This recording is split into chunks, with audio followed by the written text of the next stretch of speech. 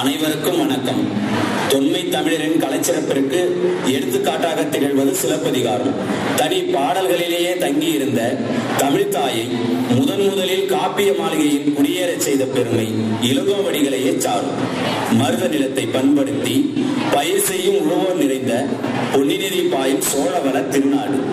காவிரி பூம்பட்டினத்தை தலைநகராக கொண்டு கனிவான ஆட்சி புரிந்தான் கரிகால் பெருவளத்தான். பூம்புகார் நகரிலே வள்ளல் குணம் கொண்ட மாநாய்க்கன் மகள் கண்ணகி, மாசாத்துவான் என்னும் வைர வியாபாரியின் செல்வ மகன் கோவலன். இவ்விருவரது பெற்றோரும் இருவருக்கும் ஓர் நன்னாளில் மணமுடித்து வைத்தனர். 28 நாட்கள் நடைபெறும் இந்திர விழா. அவ்விழா நாள் முதல் தன் மனம்போன போக்கில் வாழத் தொடங்கி செல்வம் அனைத்தையும் இழந்தான் கோவலன். திரும்பிய கோவலனுக்கு மருந்தாய் மனமாற்றம் செய்தால் கண்ணகி. தன் கால் சிலம்பை விற்று இழந்த புகழை மீண்டும் பெறலாம் என்று எண்ணினர். கவுந்தியடிகளாரின் துணையுடன் மதுரை புறநகர் வந்தடைந்தனர். அங்கு மாதரி என்னும் ஆயர்குல பெண் வீட்டில் தஞ்சம் அடைந்தனர்.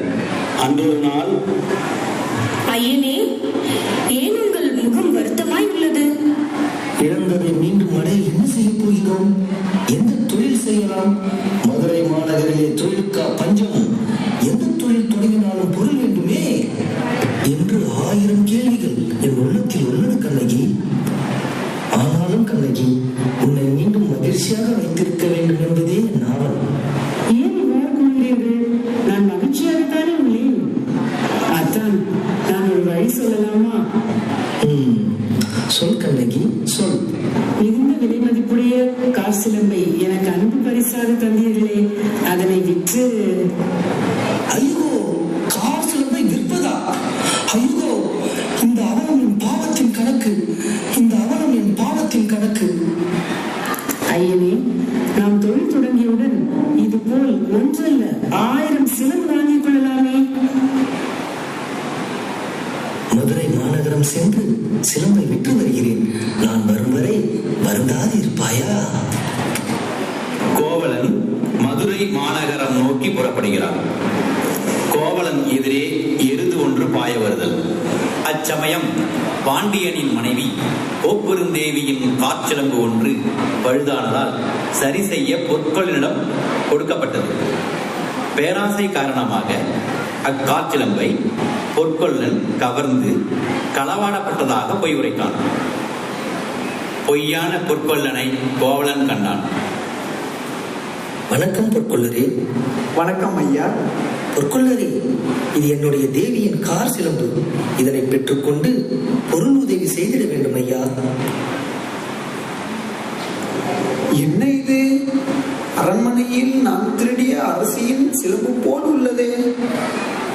ஐயா, இச்சிலம்பை வாங்கிக் கொள்ளும் தொகை என்னிடம் குறைவாக உள்ளது. நான் வெளியே சென்று வாங்கி வரும் வரை நீ இந்த மண்டபத்திலேயே காத்திருப்பாயா? அப்படியே ஆகட்டும், காத்திருக்கிறேன் ஐயா. பாண்டிய மன்னனின் அரண்மனையில் அரசியின் சிலம்பை திருடிய பொற்கொள்ளர் தன்னுடைய தவறை மறைத்து கோவலனை கொள்ளையனாக காட்ட அரசவை வருகிறார். அந்நியரும் கண்டு வியந்திடும் செங்கோலாட்சியில் செம்மையுடைய எம் பாண்டிய பேரரசுக்கு வணக்கம். காண வந்ததன் நோக்கம்? அரசே, கண்ணக்கோள் இல்லாமலும் குத்துக்கோள் இல்லாமலும் தன் மந்திரத்தையே பெருமுனையாக கொண்டு தாங்கள் என்னிடம் திருத்தம் கொடுத்த சிலம்பை வாயில் காவலரை மயக்கத்தில் ஆழ்த்தி அரசியின் சிலம்பை கவர்ந்து சென்ற கல்வன் இப்பொழுது என் வசம். என்ன, என் நாட்டில் கல்வர்களா? யார் எங்கே? கோப்பெருந்தேவியாரின் சிலம்பை கவர்ந்த கல்வனை கொன்று சிலம்பை கொணர்க. அரசனின் நாப்பிறந்த தீர்ப்பை கேட்ட கயவன் பொற்கொள்ளன் தான் நினைத்தது நடப்பதை எண்ணி மகிழ்ந்தான்.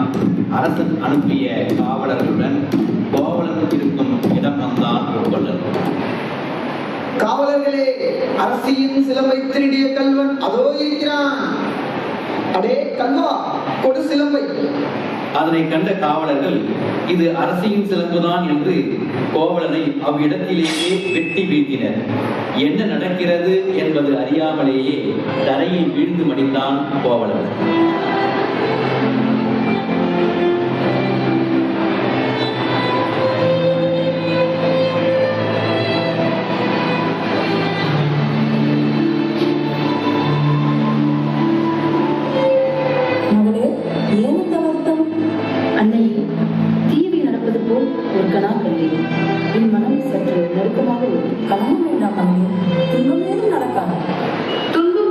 அங்குள்ள பெண்கள் திருமலை வழிபட்டனர். தாயே கண்ணகி, தாயே கண்ணகி, தாயே கண்ணகி, இன்னுமா என்னவாயிற்று? தங்கள் கணவரை, தங்கள் கணவரை. ஐயே, என்னவாயிற்று? ஏன் இந்த பதற்றம்? என் கணவனுக்கு என்ன ஆயிற்று? சொல்லம்மா, சொல். தாயே கண்ணகி, சிலம்பிக்க வந்த கல்வனை கூறி தங்கள் கணவனை அரச காவலர்கள் கொண்டு விட்டார்கள். அம்மா, கொன்று விட்டார்கள்.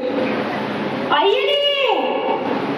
அம்மா, தாயே கண்ணகி, எழுந்திருமா, எழுந்திரு. தாயே கண்ணகி, எழுந்திரு அம்மா, எழுந்திரு. தாயே, என் கணவன் கல்வனா? என் கணவன் கல்வனா?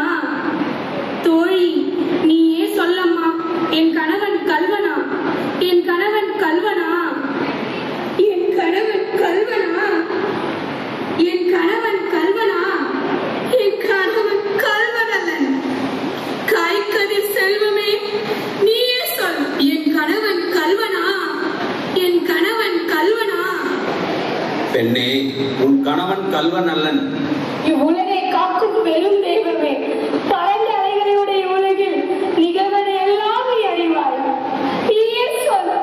என் கணவன் கல்வனா? என் கணவன் கல்வனா? இம்மாநகரில் கற்புடைய மகளிரும் உள்ளதோ, சான்றோரும் ஆன்றோரும் உள்ளதோ?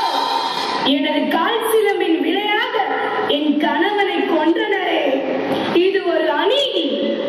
அறம் தவறிய பாண்டி நற்றினம் படரா பொற்கை வேந்தே, என் தலைவன் குற்றமற்றவன் என்று நிரூபிக்கவே நான் இங்கு வந்தேன். என் தேவியின் சிலம்பை திருடிய உன் கணவன் நல்வாய்ப்பாய் என் நாட்டின் மக்களாலே பிடிபட்டான். பெண்ணே, யார் கல்வன்? என்ன கல்வன்? இல்லை, என் கணவன் கையில் இருந்த விலை மதிப்பில்லா சிலம்பை நீதியில் கவரும் பொருட்டே கொள்ளையன் என்றாய் கொட்டவா. ஆத்திரத்தில் அவை நாகரிகமற்று பேசாதே கண்ணகி. உன் கணவன் கல்வனல்ல என்பதற்கு என்ன சாட்சி? சாட்சி. உன்னை நல்லவனாக காட்டிக்கொள்ள எத்தனை வினாக்கள் என் மீது அம்பாய் பாய்கிறது. மன்னா, இதில் ஒரு வினாவை என் தலைவனை அழைத்து வினவித்தால் என் வாழ்வு இப்படியாக இருக்காதே. சற்றும் சிந்திக்காத தீர்ப்பு. ஆய்ந்து அறியாமல் அவை அழைத்து வினவாமல் வழங்கிய தீர்ப்பு. கல்வனை கண்டிப்பதுதான் அரச நீதி கண்ணகி. நீதி இதுவா நீதி? இது அல்ல நீதி. அதிகாரம், அரசன் என்ற அதிகாரம். அதனால் என் வாழ்வின் கருவமே அழிந்து போனதே. நீதி நெறியற்ற நெடுஞ்செழியா, இதில் ஏது நீதி? உன் கணவன் கையில் இருந்தது அரசியல் சிலம்பு என்பதை நீ மறந்து உரைக்காதே கண்ணகி. யார் அங்கே? முன்னர் கோவலனிடமிருந்து பெற்ற சிலம்பை கொணர்க. என் தேவையாரின் கால் சிலம்பு முத்துப்புறங்களால் ஆனது. இதோ பார் கண்ணகி.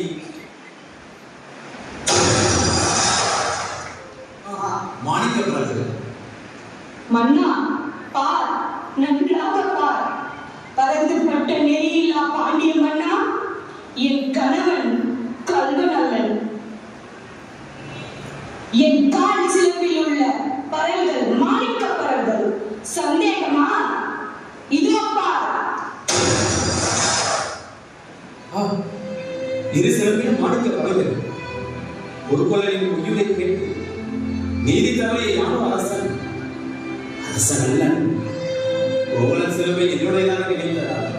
யானே கல்வன்.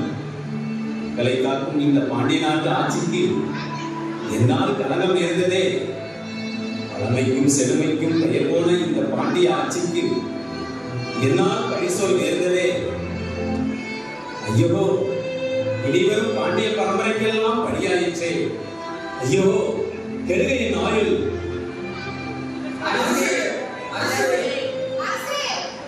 தவறான தீர்ப்பு வழங்கியது எண்ணி மயக்கமுற்று இலை தடுமாறி கீழே விழுந்து மரணமடைந்தான் பாண்டியவன் நெடுஞ்செழியன்.